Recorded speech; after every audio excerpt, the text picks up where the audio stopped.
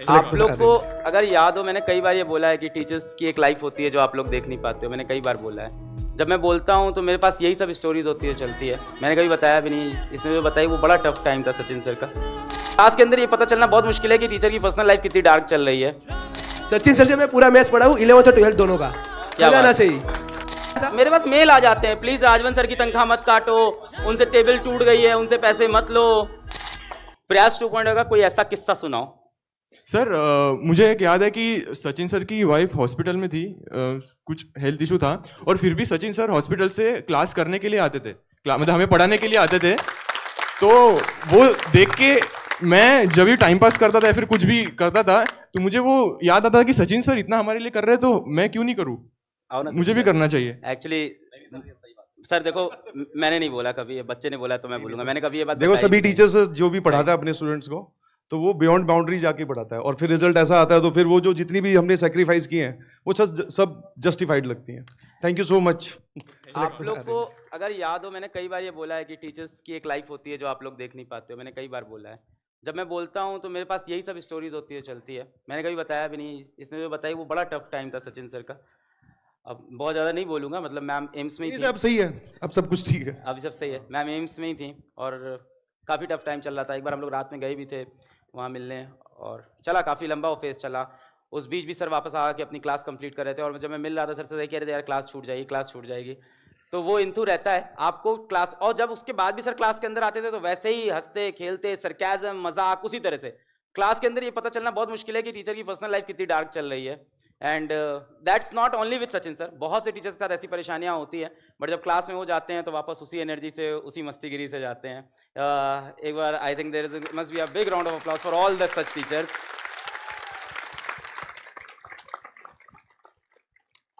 और कोई किस्सा है तुम्हारे पास प्रयास का? और तो किस्से बहुत है बट अभी याद नहीं। किस्से, किसी के पास कोई किस्सा है प्रयास का, कोई सुनाना चाहेगा? राजवन सर का तो पक्का कुछ ना कुछ किस्सा होगा।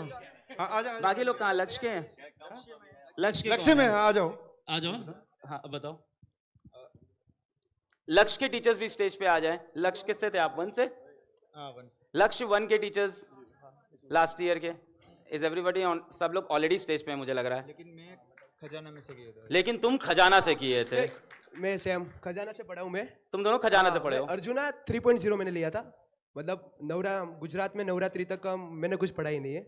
नवरात्रि के बाद मैंने स्टार्ट किया था पढ़ना और तब अर्जुना 3.0 आया था मे भी, तो मैंने वो लिया था और फिर खजाना लिया था।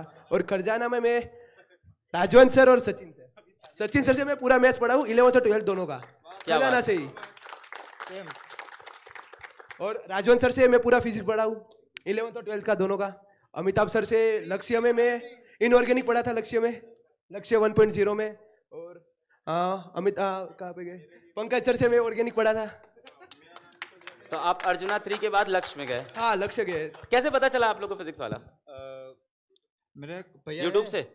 मैं तो शॉर्ट्स देखता था सचिन सर के, मोटिवेशनल शॉर्ट्स शॉर्ट्स होते थे यूट्यूब में मोटिवेशनल। शॉर्ट से भी लोग पढ़ने आते हैं, चलो ये प्रूव हो गया आज। और राजवन सर के भी आते थे।